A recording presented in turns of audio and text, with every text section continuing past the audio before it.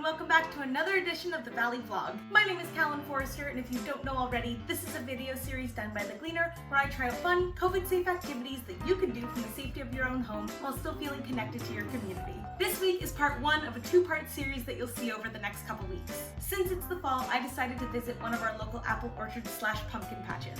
It was so lovely. I got lots of apples and pumpkins and gourds, and I got to pet a goat. It was all very, very exciting. I love the fall. It is my favorite time of year, so I am extra excited about this little mini series we've got going on. So in this video, I'll show you some of my footage from my day out, plus a recipe for how to use apples. And then in a couple weeks, I'll show you part two, where I show you the rest of the footage and how to make something out of a pumpkin. The recipe we're going to be making today is some apple strudel, which is perfect for a fall day. Let's get started. All right, we have arrived at the apple orchard / pumpkin patch. I'm here with my brother, and we are super excited to get started.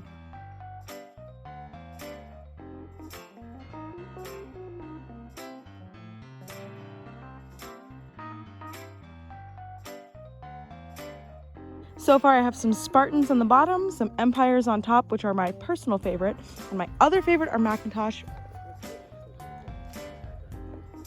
Those are Cortland.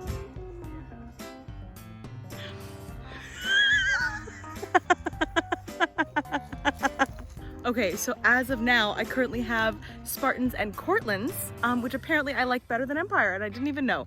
But we're gonna go grab some Empires and some Macintosh, and then I think we're gonna call it a day. Let's get started by making our dough. All you need for the dough is all-purpose flour, unsalted butter, lukewarm water, and some salt. Before we begin mixing any of the ingredients, get a pot of water boiling on the stove. Then put all of your ingredients in a stand mixer and use the paddle attachment to mix it together until you get a sticky, elastic mixture.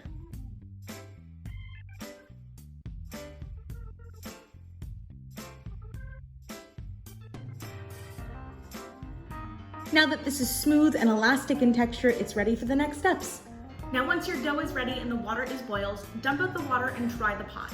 Then line the pot with parchment paper and place your dough directly in. Then cover it with a lid and let it rest for 30 minutes. While you wait for your dough to rest, go ahead and start the filling. For the filling, you'll need some raisins, rum, apples, lemon, cinnamon, sugar, almonds, and some vanilla. Start by soaking your raisins in the rum and letting it sit for 30 minutes. Now preheat your oven to 350 degrees. At this point, you can peel your apples and chop them into batonets, which are like thin sticks. Once everything is ready, go ahead and mix all of your filling ingredients in a bowl.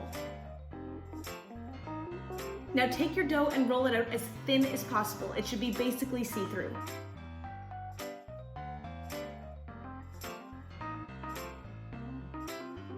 Then brush the dough down with melted butter.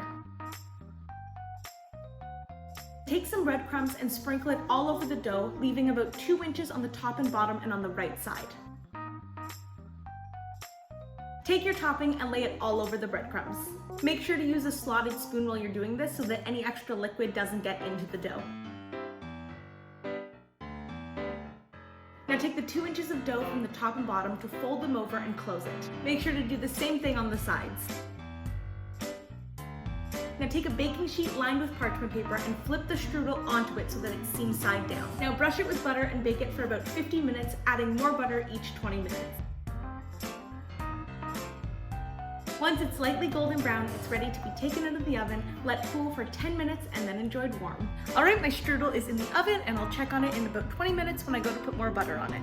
I just want to say that I know this recipe may seem a little bit difficult because you have to get the dough really thin, and it feels like you need to have like perfect folding technique, but I want to emphasize that like if your dough is not a perfect rectangle, and if your folding isn't perfect and a few apples fall out, it's really not the end of the world. The end product is all about the taste, and it's going to be absolutely delicious. And no, I'm not just saying that because perhaps my rectangle was more of an octagon, but you know, we made it work. Wait, pause the video. So you're either watching this on YouTube or Facebook right now, but the Gleaner has other social media as well. I'm gonna leave a link in the description down below where you can find all of our social media. And I wanna give a little special shout out to our Instagram. We've been doing some really cool things over there. I think you would love it, so make sure to check it out. All right, let's get back to our video. All right, my strudel is out of the oven and cooled. Look at this gorgeous cross section. I am so excited to take a bite of this. All right, cheers.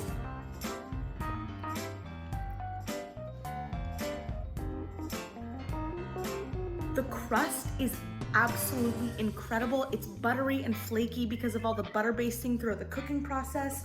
The apples are like tart but sweet. The cinnamon comes through. You get some crunch from the nuts. Oh my goodness, this is a perfect fall afternoon treat. That concludes this week's edition of the Valley Vlog. Thank you so much for watching.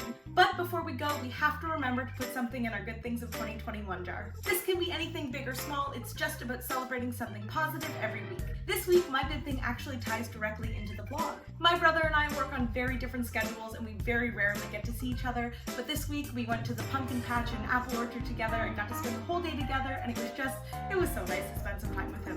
If you like this video, make sure to give it a thumbs up, comment down below, and share it for the world to see. And let me know in the comments, what do you want to see me do next, and what did you put in your good things jar this week? And as always, please stay safe, stay healthy, take care of each other, and I'll see you very soon.